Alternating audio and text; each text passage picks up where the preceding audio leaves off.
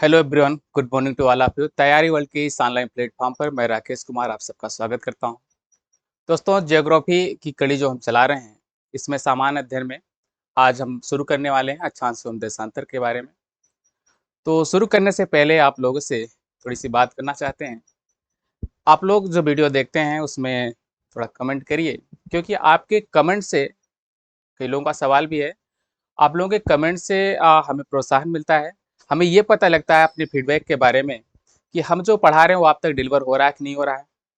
जो हम बताना चाह रहे हैं आप समझ पा रहे हैं कि नहीं पा रहे हैं, या आपकी कुछ और क्वेरी हो, कुछ और जानना चाहते हो, आप उसको उसमें मेंशन करिए। इससे ये होगा कि हम उसको अगले वीडियो में इम्प्रूव कर लेंगे, या कुछ और ऐड करना होगा, कुछ लगेगा हमें कुछ कमियां रह जाएंगी तो उसको हम दूर करने की कोशिश करेंगे। तो चलिए, ज़्यादा देर न करते हुए हम शुरुआत करते हैं टॉपिक के बारे में। अक्षांश एवं देशांतर की बात कर रहे हैं, तो सबसे पहले सवाल उठता है अक्षांश एवं देशांतर को पढ़ने की जरूरत क्यों है ना। तो सबसे पहली बात आप जानिएगा अक्षांश के बारे में थोड़ा सा। जैसे पृथ्वी के बारे में आप एक चीज जानते हैं कि इसका शेप है जियोइड। इसका शेप है जियोइड।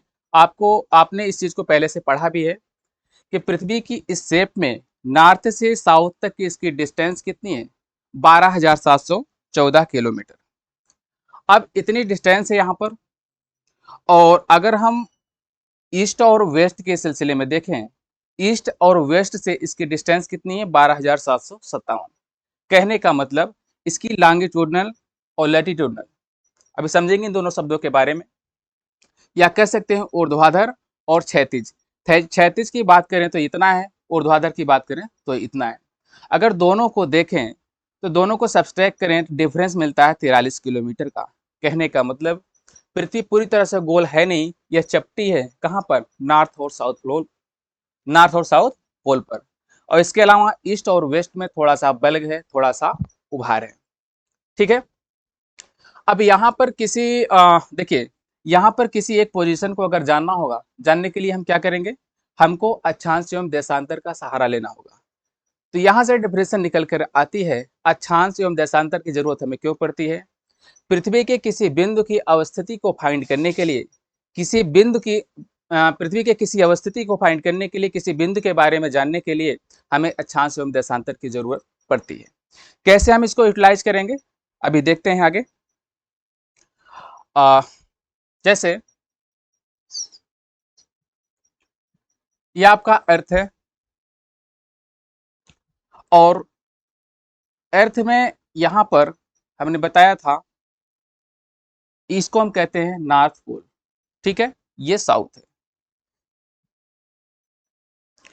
पृथ्वी के बीचों बीच, है ना, पृथ्वी के बीचों बीच एक काल्पनिक रेखा खींची जाती है।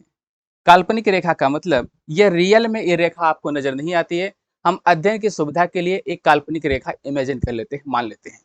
यहाँ पर एक काल्पनिक रेखा जो खींची गई है इसे हम कहते हैं 0 डिग्री अक्षांश रेखा। 0 डिग्री अक्षांश रेखा। कई बार परीक्षाओं में इसके अलावा इसके और भी नाम यूज होते हैं। ठीक है। 0 डिग्री अक्षांश रेखा के अलावा इसे हम कहते हैं विषुवत रेखा। विषुवत रेखा। और विषुवत रेखा के अलावा इसका एक और नाम है, इसकी पोजीशन से आप समझ सकते हैं, क्योंकि ये बीचों बीच है पृथ्वी के, इसलिए इसको कहते हैं क्या? भूमध्य रेखा। भूमध्य रेखा। आई थिंक यहां से क्लियर होगा।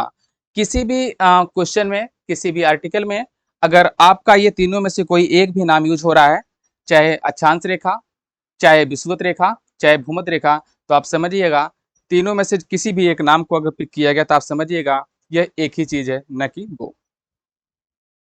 विषुवत रेखा की हम परिभाषा की बात करें, यानी भूमध्य रेखा की परिभाषा की बात करें, तो विषुवत रेखा एक ऐसी काल्पनिक रेखा है जो पृथ्वी की बीचों बीच से गुजरती है। अब जब बीचों बीच से गुजरती है तो बीचों बीच से गुजरेगी तो यह पृथ्वी को दो भागों में डिवाइड करेगी, है ना। ऐसी स्थिति बनेगी एक, और दूसरी स्थिति बनेगी ऐसे कुछ। यहां पर यह नॉर्थ था और यहां पर ये साउथ। ठीक है। ये जो बीचों बीच जाने वाली रेखा है यानी भूमध्य रेखा, पृथ्वी के दो भागों में बांटती है। पृथ्वी के दो भागों में बांटती है। देखिए, बांटने की बात यहाँ पर अगर हम करें इस डेफिनेशन में, एक चीज और हो सकता है। जैसे हमने कहा बीचों बीच जाती है, ऐसे भी जो रेखा जा रही है ये भी तो बीचों बीच है। यहाँ से कोई रेखा खींचे ऐसे भी बीचों बीच है, यहाँ से खींचे ये भी बीचों बीच है। कहने का मतलब कहीं से भी खींचकर हम इसकी परिभाषा तो नहीं दे सकते हैं। इसमें एक कंडीशन और जुड़ता है, क्या है? पृथ्वी के बीचों बीच से गुजरने वाली काल्पनिक रेखा जो दोनों ध्रुवों के बीच में होती है उसे हम कहते हैं क्या? भूमध्य रेखा। कहने का मतलब पृथ्वी के बीचों बीच तो गुजरती है, लेकिन जो नॉर्थ पोल है और साउथ पोल है इसके बिल्कुल बीच में फिट बैठती है। और यह भूमध्य रेखा पृथ्वी को दो बराबर भागों में बांटती है। ठीक है, जो नॉर्थ वाला भाग है यानी उत्तर वाला भाग है इसे हम कह देते हैं नॉर्थ हेमिस्फीयर यानी उत्तरी गोलार्ध। क्या कहेंगे? उत्तरी गोलार्ध। इसी तरीके से जो साउथ में यानी जो दक्षिण में जो दक्षिण वाला पार्ट होगा उसे हम कहेंगे साउथ हेमिस्फीयर यानी दक्षिणी गोलार्ध। अब इसके बाद से हम अक्षांश देशांतर पढ़ेंगे। अक्षांश और देशांतर को समझ लेने के बाद सारी कहानी, चाहे वो क्लाइमेटोलॉजी की होगी, जलवायु विज्ञान की होगी, चाहे जियोमार्फोलॉजी यानी भू आकृति विज्ञान की होगी, चाहे समुद्र विज्ञान की होगी, सारी कहानी इसी के आसपास चलेगी। इसलिए इसको बेहतरीन तरीके से समझ लेना आवश्यक है। ठीक है, चलते हैं हम अक्षांशी की तरफ। अक्षांश क्या होता है? आपने वहां तो देखा ही था एक चीज कि पृथ्वी के जो बीचों बीच से गुजरने वाली काल्पनिक रेखा है उसका नाम आपने दिया था क्या? भूमध्य रेखा। भूमध्य रेखा नॉर्थ और साउथ हेमिस्फीयर के बीचों बीच पड़ती थी। ये दो पार्टों में इसको बांटती थी, क्या? उत्तरी गोलार्ध और दक्षिणी गोलार्ध। ठीक है, जब अक्षांश की डेफिनेशन की बात आती है, अक्षांश के डेफिनेशन की बात आती है तो देखते हैं बनता कैसे अक्षांश। पहले आप इस चीज को समझ लीजिए। यहां पर जो आपकी भूमध्य रेखा होती है ये पृथ्वी की एकदम बीचों बीच से गुजरती है। यहाँ पे बीचों बीच कहने का मतलब इसके सरफेस के बीचों बीच की बात नहीं हो रही, बल्कि इसके सेंट्रल के बीचों बीच की हो रही है, यानी कि इसके केंद्र से। भूमध्य रेखा पृथ्वी के बिल्कुल केंद्र से होके गुजरती है। अब यहाँ पर ये 2D शेप है, 2 डायमेंशनल। यहाँ पे इसको दिखाना संभव नहीं है। एक पिक हमने एक इमेज को हमने पिक किया है, यहाँ से समझने की कोशिश करिएगा। ये स्ट्रक्चर जो आप देख रहे हैं ये स्ट्रक्चर का बिल्कुल केंद्रीय भाग है, यानी पृथ्वी का ही बिल्कुल सेंटर है, यानी केंद्र है। इमेजिन करें तो ये आपकी भूमध्य रेखा यहाँ पे कहीं ऐसे जा रही होगी। अगर बाहर दिखाना होगा तो हम ऐसे दिखाएंगे, यही आपकी क्या है? भूमध्य रेखा। दूसरा नाम क्या है? 0 डिग्री अक्षांश रेखा। 0 डिग्री अक्षांश रेखा।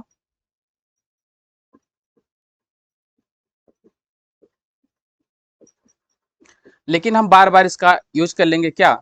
विषुवत रेखा के नाम से, विषुवत रेखा। तो यहां पर विषुवत रेखा कहां से गुजर रही है? पृथ्वी के बिल्कुल केंद्र से।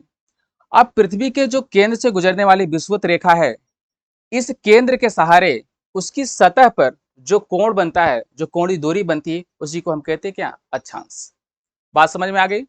जैसे ये पृथ्वी का सेंटर है, और ये सेंटर कहां पड़ेगा? अगर हम नॉर्थ से साउथ जाएंगे तब भी यहीं पे पड़ेगा, ईस्ट से वेस्ट जाएंगे तब भी यहीं पर पड़ेगा। अब यहाँ पर इस सेंटर से जो भी कोण बनेगा, जो भी कोण बनेगा, जैसे यहाँ पर मान लेते हैं इस केंद्र पर इस भूमध्य रेखा के सहारे यानी इस विषुवत रेखा के सहारे 1 डिग्री का कोण बन रहा है, 1 अंश का कोण बन रहा है। जब 1 अंश का कोण बनेगा तो इसे कहेंगे क्या? 1 अंश अक्षांश। क्या कहेंगे? 1 अंश अक्षांश। ध्यान दीजिएगा, 1 अंश अक्षांश रेखा नहीं कह रहे हैं हम, क्या कह रहे हैं? 1 अंश अक्षांश। यहाँ पर अक्षांश और अक्षांश रेखा में डिफरेंस होता है। अक्षांश अलग है और अक्षांश रेखा अलग, थोड़ी सी डिफरेंस है उसमें।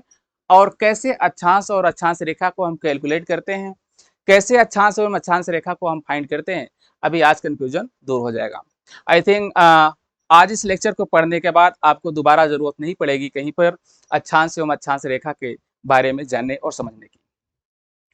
तो यहाँ से जो एंगल बन रहा है 1 डिग्री का, मान लेते हैं यहाँ से इसके पृथ्वी के बिल्कुल केंद्र पर, पृथ्वी के बिल्कुल केंद्र पर भूमध्य रेखा के सहारे या कह सकते हैं विषुवत रेखा के सहारे अगर 30 अंश का कोण बन रहा है, कहने का मतलब यहाँ पर क्या कहेंगे, यह 30 अंश अक्षांश है, 30 डिग्री लैटिट्यूड। अंग्रेजी में इसका नाम होता है लैटिट्यूड। ठीक है, क्या होता है, लैटिट्यूड। और देशांतर का होता है क्या, लॉन्गिट्यूड। अभी एक ट्रिक बताते हैं आपको याद करने की, कैसे याद करेंगे कि लॉन्गिट्यूड और लैटिट्यूड में कोई कंफ्यूजन नहीं रहेगा।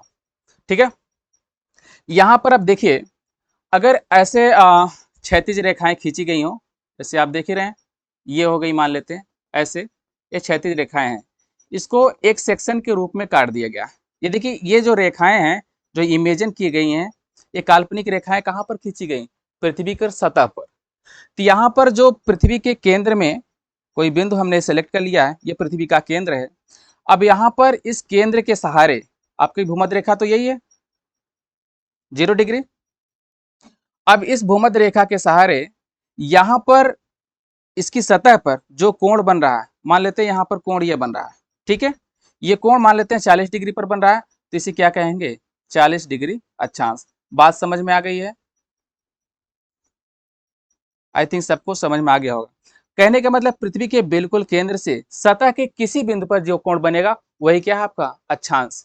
अब हम बात कर लेते हैं अक्षांश रेखाओं की, अक्षांश रेखाओं की बात कर लेते हैं। जैसे ये आपका पृथ्वी का शेप हो गया, आपका हो गया सेंटर, ये नॉर्थ पोल हो गया, ये साउथ पोल हो गया। इसको दो भागों में इन्होंने डिवाइड किया, इसे कहा आपने नॉर्थ हेमिस्फीयर, इसे कहा आपने साउथ हेमिस्फीयर। इसके केंद्र से जो कोण बनेगा ये 0 डिग्री माना जाता है हमेशा। इसके केंद्र से जो कोण बनेगा, मान लेते हैं यहाँ पर 10 अंश का कोण बनाया, 10 अंश का कोण बनाया है, तो आप क्या कहेंगे, इसको 10 डिग्री नॉर्थ। यहां पर अगर 10 डिग्री का कोण बना है तो उसे आप कहेंगे क्या, 10 डिग्री साउथ। ऐसा क्यों कहते हैं, ये हम अध्ययन की सुविधा के लिए कहते हैं।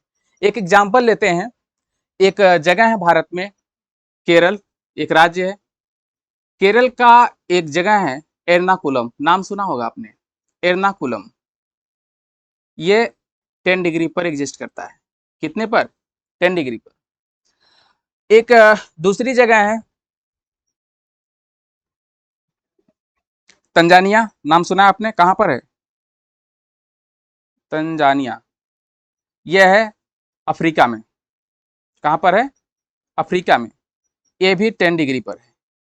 अब यहाँ पे कंफ्यूजन ये होता है, आप भारत को जान रहे हैं, भारत में तो तंजानिया है नहीं, तंजानिया भारत में नहीं है, तंजानिया का एक जगह है, इसका नाम क्या है, लिंडे। ये जगह भारत में नहीं है, तो कैसे आप डिसाइड करेंगे कि ये पृथ्वी पर किस जगह है, 10 डिग्री तो हो गया। अब 10 डिग्री दो जगह पे मिलता है, यहाँ पे भी मिल रहा है और यहाँ पर भी। तो इसकी सुविधा के लिए जब वो नॉर्थ में होता है, कहने का मतलब भूमध्य रेखा के उत्तर में होता है, उसके साथ हम लगाते हैं उत्तर यानी नॉर्थ, यानी 10 डिग्री नॉर्थ, ये स्पष्ट कर रहा है वह किस हेमिस्फीयर में पड़ रहा है, नॉर्थ हेमिस्फीयर में। अगर 10 डिग्री साउथ की बात करें, साउथ का मतलब 10 डिग्री साउथ कहाँ पे एग्जिस्ट कर रहा है, साउथ हेमिस्फीयर में। ठीक है, अक्षांश रेखाओं की बात हम करने वाले थे। यहां पर आपने ये समझ लिया कि भूमध्य रेखा के सहारे, या कह सकते हैं भूमध्य रेखा के सहारे पृथ्वी के केंद्र पर जो कोण बनता है वो क्या है, अक्षांश।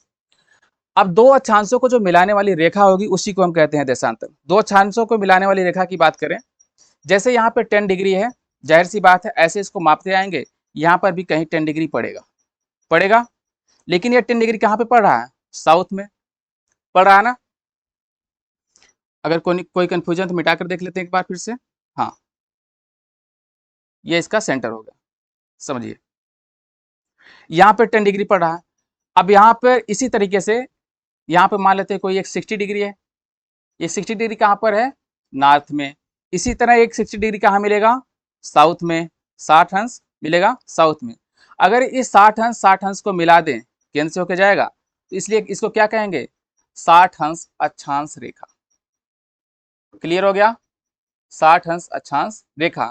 कहने का मतलब पृथ्वी की सतह के किन्हीं दो अक्षांशों को जो मिलाने वाली रेखा होगी उसे हम क्या कहेंगे, अक्षांश रेखा। इसकी विशेषताओं की बात अभी हम करते हैं, पहले समझ लीजिएगा इसका कैलकुलेशन कैसे करते हैं, इसकी गणना कैसे करते हैं।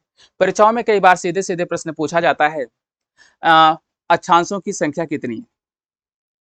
अक्षांशों की संख्या, अक्षांशों की संख्या पूछ लिया जाता है कि कितनी है।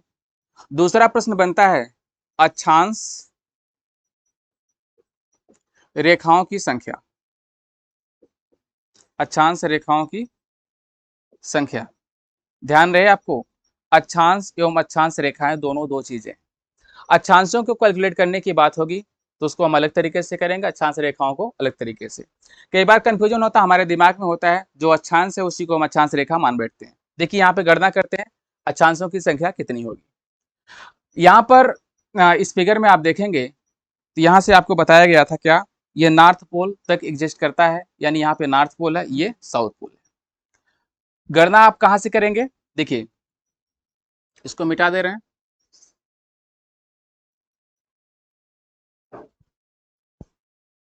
कैलकुलेशन आप कहाँ से करेंगे? यहाँ पे 0 डिग्री से, कि 0 डिग्री तो एक एंगल बन रहा है। 0 डिग्री के बाद पहला कोण कितना बनेगा? 1 अंश का, दूसरा 2 अंश का, ऐसे बनते बनते कहाँ तक जाएगा? 90 डिग्री का। कहने का मतलब ये कहेंगे हम ये 90 अंश उत्तरी अक्षांश है। ठीक है, इसी तरीके से यहाँ पर क्या हो जाएगा? 90 अंश दक्षिणी अक्षांश यानी 90 डिग्री साउथ। बात समझ में आ गई? अब जो ये 90 डिग्री नॉर्थ है, 90 डिग्री साउथ है, इसका यूज बार बार होगा जब हम पढ़ेंगे क्लाइमेटोलॉजी। बहुत विशेष भूमिका निभाती है इस चीज को समझना। अगर इसको नहीं समझे हैं तो आपको ताप कटिबंध पढ़ने में बहुत समस्या होगी। आप क्लाइमेट नहीं समझ सकते, वेजिटेशन की बात आएगी आप उसको नहीं समझ सकते, या हम ह्यूमिडिटी की बात करेंगे, आर्द्रता जब पढ़ेंगे तब नहीं समझ पाएंगे। वर्षण को समझने में समस्या होगी। कहने का मतलब किसी भी चीज को पढ़ना होगा तो बार बार हम यूज करेंगे क्या, कितने डिग्री अक्षांश से कितने के बीच है, कितने डिग्री देशांतर के बीच है। यहाँ पे अक्षांशों का विशेष भूमिका जो होता है वो निर्धारित करने में होता है आपका ताप कटिबंध और दाब कटिबंध मुख्य रूप से। लेकिन अवस्थिति को फाइंड करना होगा, पृथ्वी के किसी लोकेशन की एग्जैक्ट स्थिति को फाइंड करना होगा तो अक्षांश के साथ साथ हमें ज्ञात करना होता है क्या, देशांतर। अक्षांश के साथ साथ क्या ज्ञात करना होता है? देशांतर। देशांतर को हम पढ़ेंगे अगले लेक्चर में। ठीक है, इसके अलावा देशांतर का जो यूज होता है वह टाइम डिसाइड करने के लिए होता है। टाइम जोन का नाम आपने सुना होगा, AM PM क्या होता है, ये सब आप पढ़ेंगे अगली कक्षा में। तो यहाँ पर हम बात कर रहे थे किसकी, अक्षांशों की संख्या की और अक्षांश रेखाओं की संख्या की, कि कैसे इसको कैलकुलेट करेंगे। देखिए यहाँ 0 डिग्री से स्टार्ट करके हम कहाँ तक जा रहे हैं? 90 डिग्री तक। कहने का मतलब 1 से कहाँ तक जा रहे हैं? 90 तक। यानी 1 से 90 तक जाएंगे, कितना हो जाएगा? 90 हो जाएगा। इसकी संख्या कितनी होगी? 90। यानी 1 से लेकर कहाँ तक आपने काउंट किया? 90 तक। चलिए नॉर्थ वाला काम खत्म हो गया, अब हम आते हैं किसकी तरफ? साउथ की तरफ। यहाँ जब कैलकुलेट करेंगे यहाँ भी स्थिति ऐसी होगी, 1 डिग्री से आप स्टार्ट करके कितना आएंगे? 1 डिग्री से आप स्टार्ट करके कहाँ तक आएंगे? 90 तक। टोटल संख्या कितनी हो गई? 90। अब देखिए हमने बात किया क्यों, किसकी? अक्षांश की। यहाँ पे अक्षांश 90 है नॉर्थ हेमिस्फीयर में, और साउथ में कितना है? 90। एक अक्षांश आपने छोड़ा है क्या, जो सबसे बड़ा वाला है 0 डिग्री अक्षांश। 0 डिग्री कहने का मतलब इसको 0 तो लिखेंगे नहीं, ये तो संख्या में अगर गिने तो ये एक अक्षांश तो है ही, तो यहाँ पे इसको ऐड करेंगे। आप टोटल कर दीजिए कितना हो रहा है? 1 9 9 18। यानी अगर हम कुल अक्षांशों की संख्या की बात करें तो कितना होगा? 181, 181। क्लियर हो गया? तो आप कंफ्यूजन मत होइएगा, अक्षांशों की संख्या पूछेगा तो कितना आप करेंगे? 181। ठीक है, अब यहीं से बात आती है अक्षांश रेखाओं की। अक्षांश रेखाओं की बात आती है तो अक्षांश रेखाओं को कैसे कैलकुलेट करेंगे? देखिएगा ध्यान से। यहाँ पे बात कही गई कि किन्हीं दो विपरीत अक्षांशों को मिलाने वाली रेखा को क्या कहते हैं? अक्षांश रेखा। जैसे यहाँ पर एक अंश था, यहाँ पर भी एक अंश होगा। इस दोनों को अगर हम मिला देंगे तो बनेगा क्या? संख्या के मामले में एक अक्षांश आपका तैयार हो गया।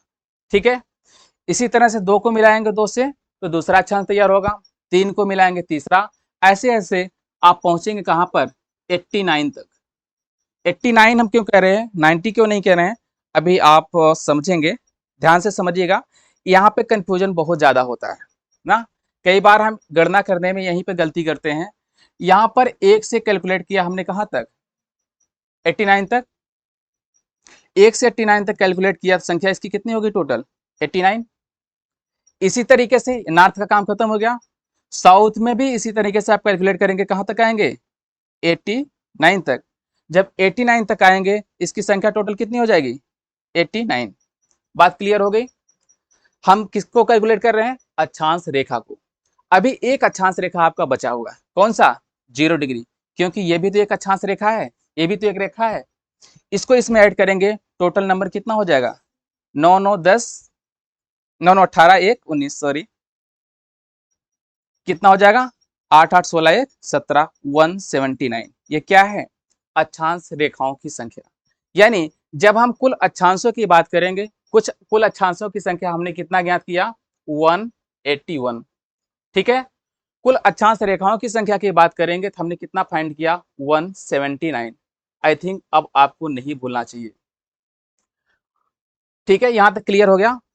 अब मुझे पता है आपके मन में एक सवाल आ रहा होगा, वो सवाल क्या आ रहा होगा, सर आपने कैलकुलेट किया 1 डिग्री से 89 तक, क्यों 90 को क्यों नहीं किया। भाई 90 तो भी एक अक्षांश है, और 90 से जो 90 को मिलाने वाली रेखा है वो भी एक अक्षांश रेखा होनी चाहिए। मन में सवाल तो आ ही रहा होगा। अब इस सवाल को दूर करना है, इस सवाल के हल को प्राप्त करना है, तो आप समझिए इसका रीजन क्या है। देखिए इसके दो कारण हैं।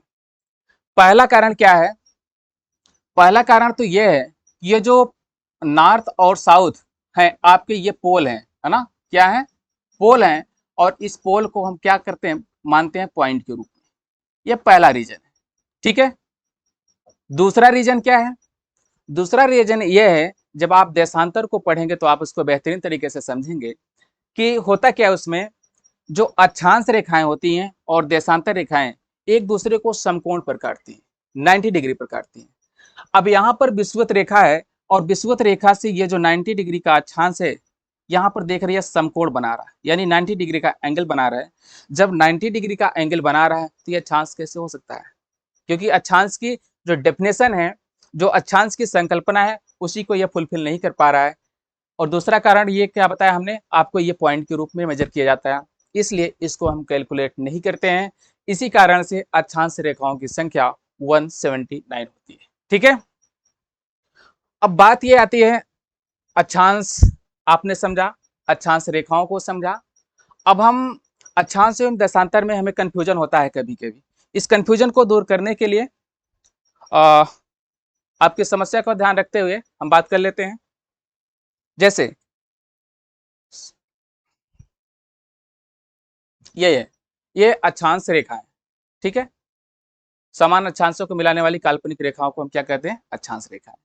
अंग्रेजी में इसका नाम क्या कहते हैं, लैटिट्यूड। और जो देशांतर की बात होगी, जब देशांतर की बात होगी, देखिए राइटिंग मेरी बहुत अच्छी नहीं है, आप लोग नाराज मत होइएगा, लॉन्गिट्यूड। कुछ लोग जो ऑफलाइन में मेरे से पढ़े हैं या पढ़ रहे हैं, वो कहते हैं कि आप व्हाइट बोर्ड पे तो अच्छा लिखते हैं, लेकिन यहाँ पर राइटिंग नहीं बनती है। तो समझिएगा डिजिटल बोर्ड पे उतनी फ्लेक्सिबिलिटी नहीं मिल पाती हमको। समान अक्षांशों को मिलाने वाली एक काल्पनिक रेखा को हम कहते हैं लैटिट्यूड। याद रखना है, लॉन्गिट्यूड लैटिट्यूड क्या है, लॉन्गिट्यूड देशांतर क्या है, अक्षांश क्या है, अंग्रेजी में नाम लैटिट्यूड, यहाँ पे लॉन्गिट्यूड। अब यहाँ देखिए, जब देशांतर की बात करेंगे वो इस तरीके से होगा, ऐसी ऐसी रेखाएं होंगी, ठीक है, ऐसी ऐसी रेखाएं होंगी, इसे कहेंगे देशांतर। यहाँ पर ऐसे ऐसे हैं, इसको क्या कह रहे हैं आप, लैटिट्यूड। तो याद रखने के लिए क्या करेंगे, ऐसी रेखाएं जो लेटी हुई हैं, है ना। यहाँ पर देख रहे हैं ये सब लेटी हैं, इसी लेटी हैं तो क्या हो जाएगा लैटिट्यूड। हिंदी तो जान ही रहे हैं, अक्षांश। जो लंबी लंबी है उसे क्या कह देंगे, लॉन्गिट्यूड, है ना, नहीं बोलेगा। जो लंबी लंबी है उसे क्या कह देंगे, लॉन्गिट्यूड। नहीं कंफ्यूजन होगा। कई बार हम कैलकुलेट जब करना होता है तो दिमाग में एग्जाम में कभी कभी मिस हो जाता है, अच्छा ये ऐसे ऐसे था, यानी हॉरिजॉन्टल था, ये लॉन्गिट्यूडनल था। तो कंफ्यूजन बनेगा, कंफ्यूजन नहीं बनाना है। जो लेटी हैं वो लेटीट्यूड हैं, जो लंबी लंबी वो लॉन्गिट्यूड है। आगे बढ़ते हैं, इनके कुछ विशेषताओं के बारे में हम पढ़ लेते हैं। अक्षांश रेखाएं जो हैं इनकी कुछ अपनी विशेषताएं हैं, विशेषताओं के बारे में पढ़ लेते हैं। भूमध्य रेखा की डेफिनेशन आपने जान ही लिया, यह एक काल्पनिक रेखा है जो दोनों ध्रुवों के बीच स्थित होती है, और पृथ्वी को बीचों बीच से गुजरती है, और पृथ्वी को 2 बराबर भागों में बांटती है, ठीक है। इसके अलावा हम बात करेंगे आगे, ये तो आपने पढ़ ही लिया। हाँ, अक्षांश रेखाओं की विशेषताओं के बारे में हम बात करें।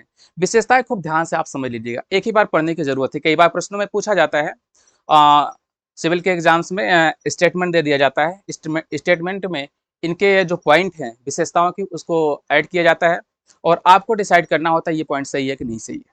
ठीक, आपसे यही पूछा जाता है। अक्षांश रेखाओं की बात करें, इसकी डायरेक्शन हमेशा ईस्ट टू वेस्ट होती है। कहने का मतलब अभी आपने फिगर में समझा ही था, जैसे इसका कैलकुलेशन हम कहाँ से करते हैं, यही तो है। जैसे यहाँ पर 1 डिग्री मान लिया आपने, यहाँ पे 1 डिग्री था, इसी को जो मिलाने वाली रेखा थी वही तो क्या थी, ऐसे ऐसे थी अक्षांश। हालांकि ये वन डायमेंशनल दिखाई जा रही होती, कैसी, ये सर्कुलाकार होती। कैसी होती है, सर्कुलर, यानी कह सकते हैं क्या, वृत्ताकार। क्या होती है, वृत्ताकार। ठीक है, आगे चलते हैं। यह एक दूसरे के समांतर होती हैं, एक दूसरे के समांतर होती हैं। कहने का मतलब ये एक दूसरे को कभी काटेंगी नहीं, पैरेलल होंगी। इनकी डिस्टेंस अलग हो सकती है, इनके बीच की डिस्टेंस हमेशा क्या होगी, सेम होगी नहीं, बस ये डायरेक्शन में क्या होंगी, एक दूसरे के समांतर। सबसे लंबी अक्षांश रेखा की बात करें, वो विषुवत रेखा होती है। यहां से फिगर से स्पष्ट है, सबसे लंबी अक्षांश रेखा यही होगी। और इसी सबसे लंबी अक्षांश रेखा को हम क्या कहते हैं, विषुवत वृत्त या बृहद वृत्त। ठीक है, आगे बढ़ते हैं। इसकी अगली प्रॉपर्टी क्या है, अगली गुण क्या है, ध्रुवों की ओर जाने पर लंबाई में कमी होती है। जाहिर सी बात है, आप देख रहे हैं पृथ्वी का जो बल्ग है, उभार है, वो कहाँ, इसी पॉइंट पर है, ईस्ट वेस्ट। यहाँ पे 0 डिग्री क्या लेटीट्यूड। यहाँ से जब जैसे जैसे यहाँ पर जाएंगे, यहाँ पर डिस्टेंस तो कम होती ही जाएगी, है ना। इसके बीच में देखें, यहाँ से कम हो रही है, कम हो रही है, कम हो रही है, ध्रुवों तक जाते जाते इसकी लंबाई में क्या होती है, कमी होती जाती है। एक फैक्ट और याद रखिएगा, जितनी लंबाई विषुवत रेखा पर मिलती है, जैसे मान लेते हैं यहाँ पर x मिलती है, तो यहाँ पर यहाँ जब 60 डिग्री अक्षांश पर आप पहुंचेंगे तो इसकी लंबाई इसकी आधी रह जाती है, यानी x/2 हो जाती है। कहने का मतलब विषुवत रेखा की जो लंबाई है, ध्रुवों पर पहुंचते पहुंचते क्या हो जाती है, आधी हो जाती है। 1 डिग्री अक्षांश की बात करें, 1 डिग्री अक्षांश का अक्षांश के बीच, सॉरी, 1 डिग्री अक्षांश की बात करें तो इसका मान कितना होता है। मान की बात कैसे है, जैसे 1 डिग्री अक्षांश की जब बात की गई, कहने का मतलब 1 डिग्री अक्षांश यानी ये दोनों अक्षांशों के बीच की डिस्टेंस एक तरीके से कह सकते हैं, होता है कितना, 110.5 किलोमीटर। यानी 1 डिग्री अक्षांश की वैल्यू कितनी होती है, 110.5 किलोमीटर। और जैसे जैसे हम ध्रुवों की ओर जाते हैं, इसकी लंबाई में सापेक्षिक रूप से अपेक्षाकृत थोड़ी थोड़ी बढ़ती जाती है, बहुत ज़्यादा डिफरेंस नहीं आता है। ध्रुवों की ओर जाने पर ध्रुवों के निकट इसकी लंबाई रह जाती है 110.5 था यहाँ पर आप जोड़ देंगे 1.1 किलोमीटर, कितना मिल जाएगा, 111.6 किलोमीटर। कहाँ पर, ध्रुवों के पास। ठीक है, यानी विषुवत रेखा पर इसकी लंबाई कितनी होगी, 1 डिग्री अक्षांश की 110.5, और यही ध्रुवों के निकट कहाँ पर कितने हो जाएगी, 111.6 किलोमीटर। ये डेटा आप याद रखिएगा, ये डेटा कई बार सीधे सीधे पूछता है कि विषुवत रेखा के निकट अक्षांश की लंबाई कितनी होती है, 1 डिग्री अक्षांश की। ठीक है, ये बढ़ती क्यों है, आप सोचिएगा। अक्षांश की गणना 90 डिग्री नॉर्थ से 90 डिग्री साउथ तक की जाती है। आपने इसको पढ़ लिया, अक्षांश रेखाओं की संख्या कितनी है, अक्षांशों की संख्या कितनी है, इन दोनों फैक्टों को आपने पढ़ लिया कि अक्षांश रेखाओं की संख्या 179 और अक्षांशों की संख्या 181। इसे जो मेजर करने की बात होती है, डिग्री, मिनट और सेकंड में करते हैं। जैसे एक उदाहरण ले लेते हैं, अगर लिखा गया है 25 अंश 24 मिनट 21 सेकंड, इसे क्या कहेंगे, ऐसे स्ट्रक्चर लिखा गया था, आप इसको पढ़ेंगे क्या, 25 अंश 24 मिनट 21 सेकंड। ठीक है, अक्षांशों को मापने की ये इकाई है। अब यहाँ से अक्षांश रेखाओं की सारे गुण खत्म होते हैं। आई थिंक कोई सवाल नहीं बचा होगा अक्षांश रेखाओं से संबंधित। आपने क्या पढ़ा, अक्षांश की परिभाषा पढ़ा, भूमध्य रेखा क्या होती है इसको जाना, अक्षांश रेखाओं की विशेषताएं क्या होती है आपने इसको जाना, अक्षांश रेखाओं का कैलकुलेशन कहाँ से कहाँ करते हैं इसको जाना, अक्षांशों की संख्या कितनी होती है और अक्षांश रेखाओं की संख्या कितनी होती है आपने इसको जाना, और विषुवत रेखा के निकट 1 डिग्री अक्षांश का मान कितना होता है आपने इसको जाना, और ध्रुवों के निकट 1 डिग्री अक्षांश का मान कितना होता है आपने इसको जाना। अक्षांश की जो इंपॉर्टेंट फैक्ट्स थे ये खत्म हो गए। अब आगे थोड़ा सा और पढ़ते हैं, ताप कटिबंधों के बारे में हम थोड़ा सा जानते हैं। ठीक है, ताप कटिबंध, अगर आपको अक्षांश के बारे में बेहतरीन समझ में आ गया है तो आपको क्लाइमेटोलॉजी पढ़ना बहुत आसान हो जाएगा। ताप कटिबंध कैसे डिसाइड करते हैं, एक फिगर से समझिएगा, छोटे से एग्जाम्पल के थ्रू। आई थिंक फिगर लगा होगा, देख लेते हैं।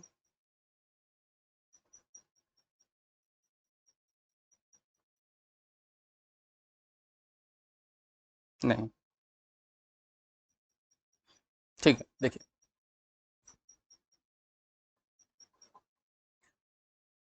इतनी बात आपको पता है, इसको हमने कहा था क्या, नॉर्थ पोल आप मानते हैं, और ये साउथ पोल, ये आपका साउथ। ये आपकी थी क्या, भूमध्य रेखा। हम केवल एक ही बार लिख दे रहे हैं 0 डिग्री अक्षांश रेखा, यही एक चीज लिख दे रहे हैं, 0 डिग्री अक्षांश रेखा। ठीक है, यहां से आपको एक फैक्ट एस्ट्रोनॉमी में बताया गया था, पृथ्वी ऐसी स्थिति में नहीं, पृथ्वी अपने अक्ष पर, अक्ष क्या है इसका, यही तो अक्ष है इसका, नॉर्थ टू साउथ, अपने अक्ष पर यह 23.5 डिग्री झुकी हुई है ना। इसकी चर्चा हम आगे करेंगे, यहाँ पे मेंशन करने का सिर्फ एक ही उद्देश्य था, आपको कर्क रेखा और मकर रेखा बताना है, इसलिए आप इसको समझिएगा। देखिए यहाँ से अगर 1 डिग्री अक्षांश रेखा की बात करें, यहीं पर कहीं होगा, लेकिन हम बात करते हैं किसकी, 23.5 डिग्री की। यहाँ पे 23.5 डिग्री की बात करेंगे, किसमें, नॉर्थ में। यहाँ से बात करें अगर 66.5 डिग्री नॉर्थ की, इसको अलग अलग नामों से जानते हैं, बहुत महत्वपूर्ण होगा आपके लिए, कैसे होगा आप समझिए। यहाँ पर ये साउथ है, इसी तरीके से ये 66.5 डिग्री क्या है, साउथ है। देखिए यहाँ पर जो 23.5 डिग्री नॉर्थ होता है, इसी को हम नाम देते हैं, इसको समझते हैं किस नाम से, इसी को हम कहते हैं क्या, कर्क रेखा। क्या कहते हैं, कर्क रेखा, ट्रॉपिक ऑफ कैंसर, है ना। इसके अलावा जो 23.5 डिग्री साउथ होता है, इसको हम नाम देते हैं क्या, मकर रेखा, मकर रेखा। ठीक, इसका दूसरा नाम भी होता है, इसे हम कहते हैं कर्क वृत्त। क्या कहते हैं, कर्क वृत्त। इसी तरीके से इसको क्या कहेंगे, मकर वृत्त।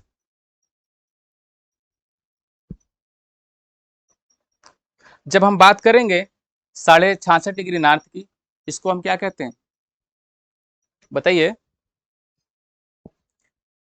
इसे कहते हैं आर्कटिक वृत्त। क्या कहेंगे, आर्कटिक वृत्त। ठीक है, और इसको कहेंगे अंटार्कटिका, अंटार्कटिक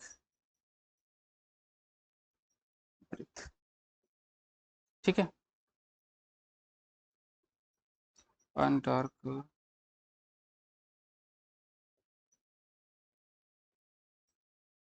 इतनी बात क्लियर है, इतनी बात क्लियर है।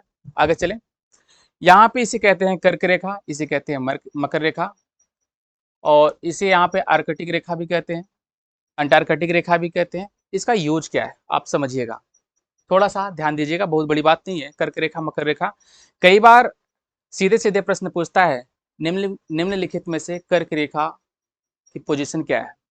तो एग्जाम्पल में जैसे कर्क रेखा के पोजीशन की बात करते हैं, तो ऑप्शन में दे दिएगा, जैसे पहला क्या, 23.5 डिग्री साउथ, दूसरा दे दिया 23.5 डिग्री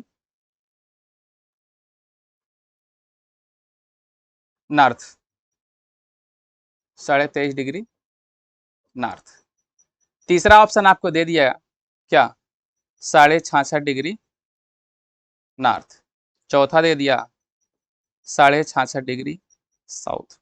जो जान रहे हैं पहले से उनके लिए लग रहा होगा बहुत आसान फैक्ट, इसको बार बार क्यों बता रहे हैं, लेकिन ये आसान फैक्ट नहीं कह सकते, क्योंकि ये अगर पता नहीं होगा तो आपको इसके आगे की चीजें समझने में बड़ी समस्या होगी। ठीक है, तो यहाँ पर ऑप्शन सही कौन सा है आपको पता है, यही सही होगा। कौन सा? 23.5 डिग्री नॉर्थ कर्क रेखा की बात की गई, तो इसको याद रखना है, क्योंकि जो आपका ताप कटिबंध है, टेम्परेचर बेल्ट है, या दाब कटिबंध है, जो प्रेशर बेल्ट है, ये सारी चीजें इन्हीं अक्षांशों से डिसाइड होती हैं। कैसे?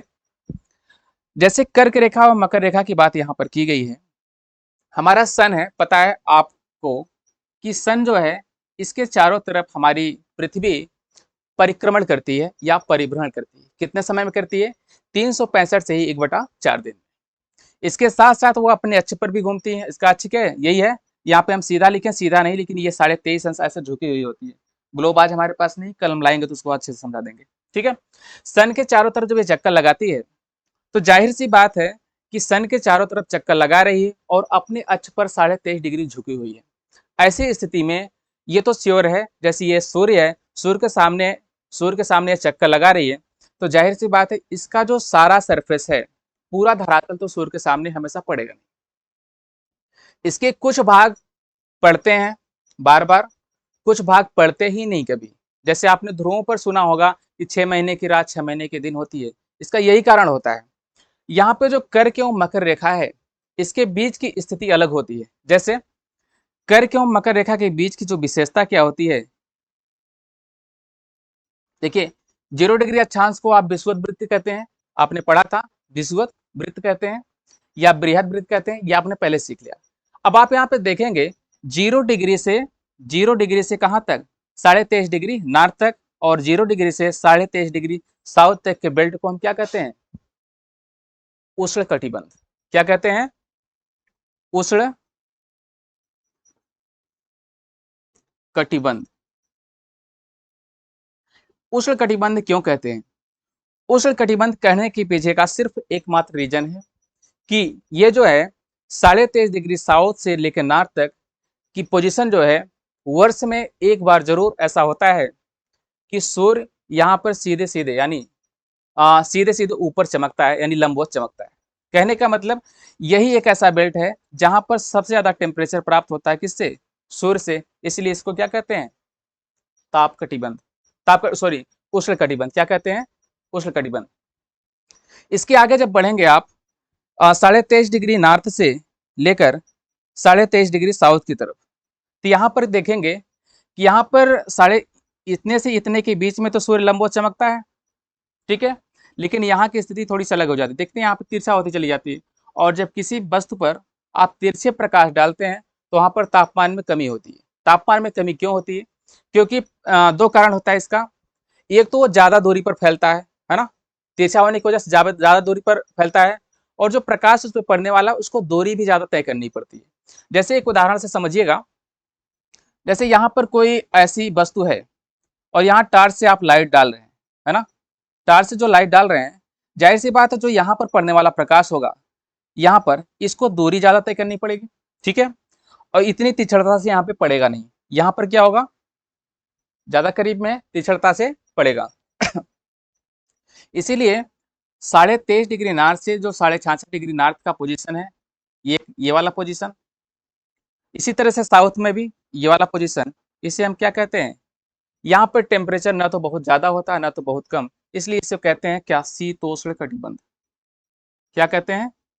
शीतोष्ण कटिबंध। इसे भी कहते हैं क्या? शीतोष्ण कटिबंध। बात समझ में आ गई होगी। इसे क्या कहेंगे? शीतोष्ण। अब आगे बात आती है, देखिए यहाँ पे टेम्परेचर की बात हमने किया था, इसे नाम क्या दिया गया है? 90 डिग्री नॉर्थ। इसे नाम क्या दिया गया है? 90 डिग्री साउथ। ठीक है, 90 डिग्री नॉर्थ और 90 डिग्री साउथ की हम बात कर रहे हैं, तो यहां से देखेंगे 66.5 डिग्री से लेकर जो 90 डिग्री की पोजीशन है, ये वाली पोजीशन, यहाँ पर स्थिति ऐसी होती है, देखिए सूर्य यहाँ पर लंबवत चमकता है, यहाँ पे कम प्रकाश मिलता है, और यहाँ की स्थिति क्या होगी? यहाँ ये बहुत दूर पड़ जाता है, यहाँ पे प्रकाश कई बार पहुंचता ही नहीं, बहुत लंबे समय पहुंचता, बहुत कम मात्रा में पहुंचता है। यहाँ पे इसलिए इसे कहते हैं, जब कम प्रकाश पहुंचेगा तो जाहिर सी बात है ठंडी ज़्यादा होगी, ठंडी ज़्यादा होगी, बर्फ जमा रहेगा, रात और दिन में भी डिफरेंस होगा। आप देखते होंगे ठंडी में दिन छोटा होता है, ऐसे स्थिति यहाँ पर होती है, इसे कहते हैं क्या, शीत कटिबंध। यहाँ पर भी क्या है, यह शीत कटिबंध। अब जब हम जलवायु विज्ञान पढ़ेंगे, इन चीजों का बराबर हमें यूज करना पड़ेगा, ठीक है। समझ लेते हैं, इस एक बार फिर से इस चीजों को रिवाइज कर देते हैं। 0 डिग्री अक्षांश को क्या कहते हैं, विषुववृत्त, ठीक है। 23.5 डिग्री 0 से 23.5 डिग्री नॉर्थ और 0 से 23.5 डिग्री साउथ, इसे क्या कहेंगे हम, उष्णकटिबंध। 23.5 डिग्री नॉर्थ से 66.5 डिग्री नॉर्थ और 23.5 डिग्री साउथ से 66.5 को क्या कहते हैं, शीतोष्ण कटिबंध। इसी तरह से यहाँ तक को क्या कहते हैं, शीत कटिबंध, ठीक है। इतनी बातें आई थिंक आपको अच्छे से समझ में आई होंगी। इसके आगे की कहानी जो है आपकी बस्ती क्या, देशांतर के बारे में हम कल पढ़ेंगे, देशांतर के बारे में, देशांतर के बारे में कल पढ़ेंगे। उससे पहले एक दो बातें आपसे कर लेते हैं। हमारी टेक्निकल टीम बार बार कहती है कि आप पढ़ाते हैं, लाइक शेयर सब्सक्राइब के बारे में नहीं कहते हैं। तो कहना क्या है दोस्तों, आप तो समझ ही रहे हैं, ये आपका दायित्व बनता है कि आपको लाइक शेयर सब्सक्राइब कैसे करना है, क्यों करना है। आपको नोटिफिकेशन मिलता रहेगा, आपको पता है, कुछ बताने की जरूरत नहीं है। ये हम कहने के पक्ष में नहीं रहते, हमें बहुत सही नहीं लगता कि हम बार बार ये कहें कि आप लाइक करिए, शेयर करिए, सब्सक्राइब करिए। हाँ, एक बात जरूर कहेंगे, आप कमेंट करिए। कमेंट हम इसलिए कह रहे हैं, लाइक शेयर सब्सक्राइब तो करिए ही, कमेंट करिए। कमेंट इसलिए कह रहे हैं कि आपके कमेंट से हमें फीडबैक मिलता है कि हम जो पढ़ा रहे हैं आपको समझ में आ रहा है कि नहीं आ रहा है। कई बार ऐसा होता है, एक टॉपिक की प्लान की गई होती है, इस टॉपिक में इतनी चीजें बतानी है, कई बार एक दो टॉपिक मिस भी हो जाता है, कई बार ज़्यादा भी हो जाता है। अगर आपको लगता है कोई टॉपिक हमें और पढ़ना है, कोई फैक्ट और बताना है, तो आप उसमें पूछ सकते हैं, उसको आगे हम बताने की कोशिश करेंगे। दूसरी चीज़ ये है कि अगर हमें खुद लगता है कि इसमें कुछ छूटा है, कुछ बताना, तो हम आगे हम बता दिया करेंगे। तो आप कह दे रहे हैं लाइक शेयर सब्सक्राइब जरूर करिए। तो आज के लिए इतना ही, मिलते हैं कल एक नए टॉपिक के साथ। देशांतर के बारे में हम कल पढ़ेंगे। दोस्तों, आपके मन में एक सवाल हमेशा से रहता होगा, आई थिंक, मुझे तो लगता है रहता होगा, क्योंकि मेरे तो रहता था जब मैं तैयारी की फेज में था। तो जैसे कि बार बार बात हो जाती है, जब आप घड़ी देखते हैं तो AM होता है, PM होता है। हाँ, आप समय को देखते हैं, उसमें लिखा होता है IST GST, है ना, मतलब global standard time, Indian standard time क्या होता है, AM PM क्या होता है, क्यों होता है, कैसे होता है, इन सब चीज़ों को आप कल बेहतरीन समझेंगे। देशांतर और देशांतर के साथ साथ समय कटबंधों के बारे में आप पढ़ेंगे। आज के लिए इतना ही, मिलते हैं कल, तब तक के लिए नमस्कार, धन्यवाद।